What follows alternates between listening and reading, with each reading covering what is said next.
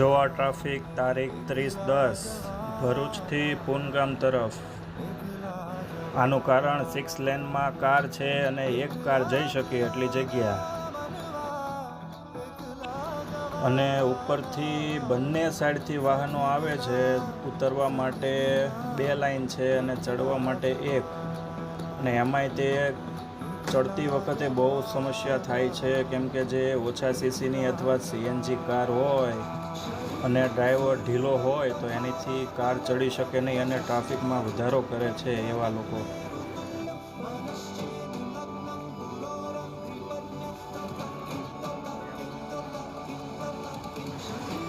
આમાં તમારે ઝડપ રાખવી પડે, અને અગર જો જગ્યા મળે તો આમાં બીજો ગાડી અંદર ઘુસાડી દે, એટલે તમારે તો પછી ઊભું જ રહેવું પડે. આમાં કોઈની વાટે ન રહેવાય, નકર તો તમારો વારો જ ન આવે પછી.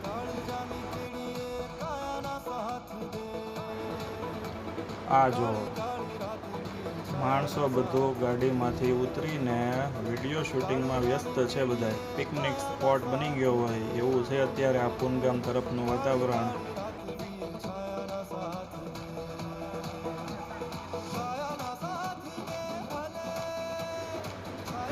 આમાં મેન ચડતી વખતે તકલીફ પડે છે, કેમ કે ઢાળ એકદમ શાર્પ છે, એટલે નબળો ડ્રાઈવર હોય અને સીએનજી કાર હોય તો તકલીફ પડે, અને રોડ ભીનો હોય તો પોસિબલ જ નથી, ઘણી ખરી કાર ચડી જ ન શકે.